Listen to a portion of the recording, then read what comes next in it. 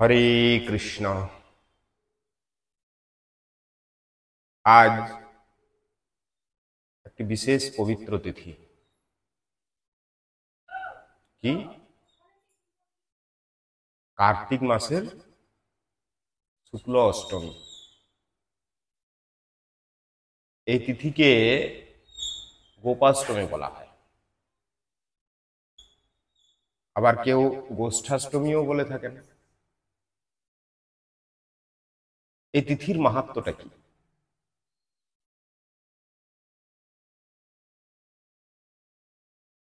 ভগবান শ্রীকৃষ্ণ, ব্রজেন্দ্রনন্দন কৃষ্ণ, যিনি বৃন্দাবন বিহারী, বৃন্দাবনে লীলা করেন, সেই কৃষ্ণ তিনি গোচারণে গেছিলেন। এই আজকের তিথির থেকেই তার গোচারণ লীলা শুরু হয়েছিল। তিনি ব্রজে বিচরণকারী গো পালন করেন।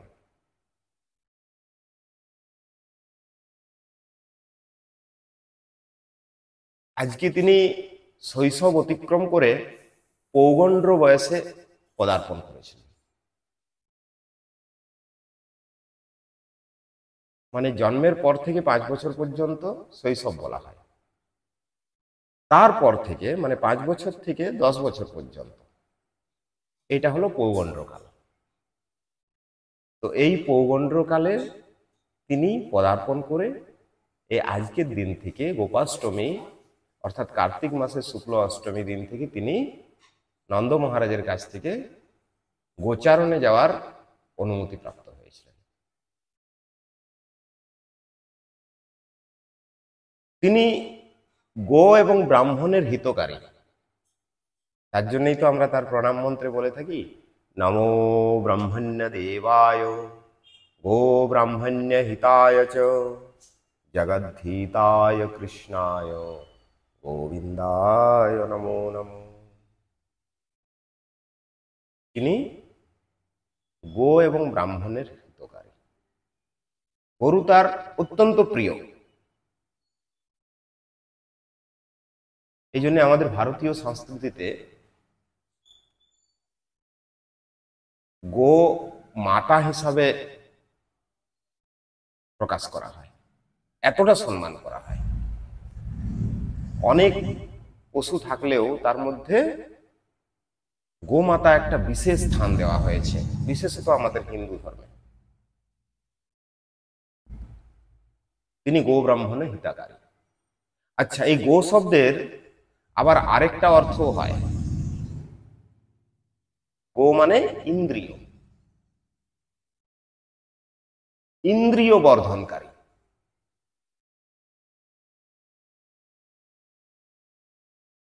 এই জন্য তিনি গোবিন্দ। তো ইন্দ্রিয় কি বর্ধিত হয়?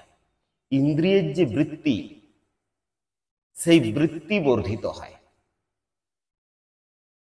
আমাদের এই জড়জগতে আমাদের যে ইন্দ্রিয়গুলো, এইগুলোকে আমরা এই জড়জগতে জড়বস্তু ভোগে কাজে লাগাই।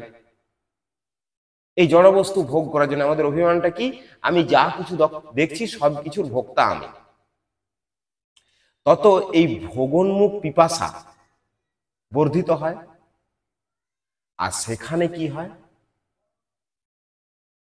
কৃষ্ণের কৃপাতে ইন্দ্রিয়গুলো সেবনমুখ বৃত্তি বর্ধিত হয়।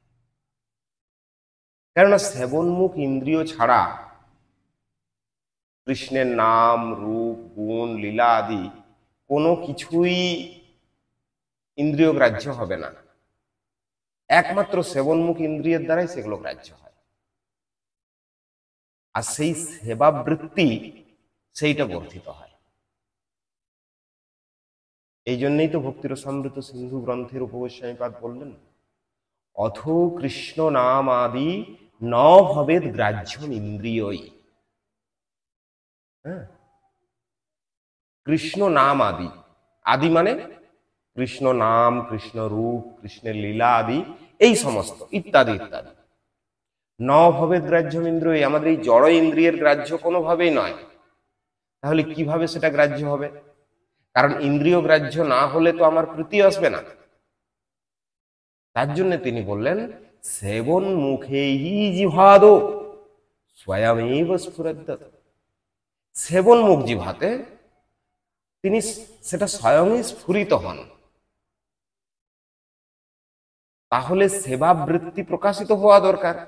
এই ভোগোন্মুখ ইন্দ্রিয় দ্বারা তো আমি সেই কৃষ্ণের নাম রূপ গুণ এগুলো তো আমি গ্রহণ করতে পারবো না। অতীন্দ্রিয় বস্তু, অধক্ষজ, অতীন্দ্রিয়, ইন্দ্রিয়ের অতীত বস্তু, ইন্দ্রিয়ের কোনো বৃত্তি সেখানে কোনো রকম কাজ করবে না। তাহলে কি করে আমি সেটা ইন্দ্রিয় গ্রাহ্যই যদি না হয়, তাহলে আমি সেখানে সেটা আমি কি করে বুঝতে পারবো? এই জন্য তিনি বললেন রূপবশ্যায়ীপাদ যে সেবন মুখেহি জিহাদো স্বয়মেব স্ফুরদ্যত। যখন ইন্দ্রিয়গুলো সেবন মুখ বৃত্তিটা প্রকাশিত হবে, চিদ ইন্দ্রিয় বিকশিয়া হৃন্নয়ন করি কৃষ্ণ দর্শন ছাড়ে জীব চিত্তেরও বিকার।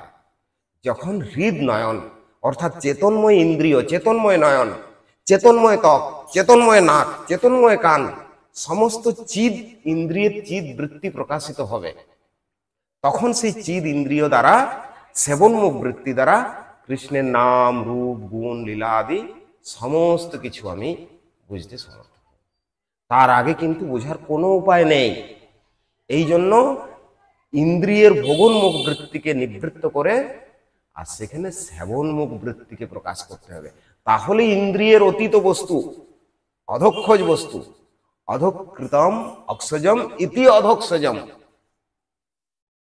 সেই অধক্ষজ বস্তুর যে নাম রূপ গুণ লীলা আদি সেটা আমি বুঝতে সমর্থ হব। এইটা আজকে এই গোপাষ্টমী তিথিতে আমাদের বিশেষ করে সংকল্প নেওয়া দরকার। বিশেষ সংকল্প নিতে হবে যে আমরা এই সেবনমুখ ইন্দ্রিয়ের সেবনমুখ বৃত্তিটা বর্ধন করব। আজকে গো পূজা করা হয়। গো পূজা মানে গোমাতাকে পুজো করা। গোমাতাকে পুজো কেন করব? কৃষ্ণ সম্বন্ধ জ্ঞানে। এখন অনেক জায়গায় গো সেবার কথা দেখানো হয় যে গো সেবা করতে হবে। বিভিন্ন জায়গায় গোশালা খোলা আছে, গো সেবার জন্য বিভিন্ন রকম ডোনেশনের ব্যবস্থা, বিভিন্ন রকম ব্যবস্থা করা আছে, গো সেবা করুন। গো মাতাকে দর্শন করতে হবে কৃষ্ণ সম্বন্ধ জ্ঞানে, তাহলে সেটা আমার ঠিক যথাযথ হবে। যদি কৃষ্ণ সম্বন্ধ জ্ঞানে গৌমাতাকে দর্শন না করা হয় তাহলে সেটা ঠিক হবে না। যেমন তুলসী, দেখুন তুলসী আপনি যদি কোনো আয়ুর্বেদিক স্থানে যান তাহলে সেখানেও তুলসী চারা চাষ হচ্ছে, কেননা আয়ুর্বেদিক ওষুধ করার জন্য। কিন্তু না, ভক্তিবিনোদ ঠাকুর কি বললেন? তুলসী দেখি জুড়ায় প্রাণ মাধব তোষণী জানে। মাধব তোষণী জ্ঞানে যেরকম তুলসীকে পুজো করা হচ্ছে, ঠিক সেই রকম গোমাতাকে দর্শন করেও প্রাণ জুড়েই যাবে কৃষ্ণ প্রিয় জেনে। এই গোমাতা কৃষ্ণ প্রিয়, সুতরাং তিনি সেব্য। যদি কৃষ্ণ প্রিয় জ্ঞান না হয় তাহলে আমার সেবনমুখ ইন্দ্রিয়ের বৃত্তি বর্ধন হবে না। এটাই হলো আজকের গো পূজার রহস্য। এরপর আজকে একটা বিশেষ দিন, রাধারানীর চরণ দর্শন, যা ব্রহ্মারও দুর্লভ। আমাদের মতন জীবের তো ছাড়, ব্রহ্মারও দুর্লভ। সূর্যদেব কোনোদিন দর্শন পান নাই, যে রাধারানীর শ্রীচরণ, সেই চরণ কমল দর্শনের একটা লীলা প্রকাশিত হয়। আমার যে ইন্দ্রিয় সেবনমুখ বৃত্তি বর্ধিত হবে, যে সেই লাদিনী বৃত্তি যার দ্বারা কৃষ্ণের ইন্দ্রিয় তোষণ করব, সেই লাদিনী বৃত্তি আমি পাবো কোথা থেকে?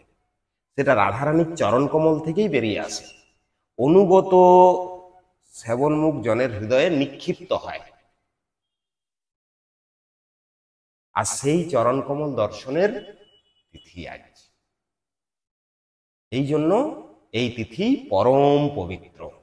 আজকের তিথিতে আমরা রাধারানীর চরণ কমলে দর্শন করে, সেখানে প্রণাম নিবেদন করে নিজের ইন্দ্রিয়ের সেবনমুখ বৃত্তি বর্ধন করার জন্য সংকল্প গ্রহণ করলেই আমাদের জীবন ধন্য। হরে কৃষ্ণ।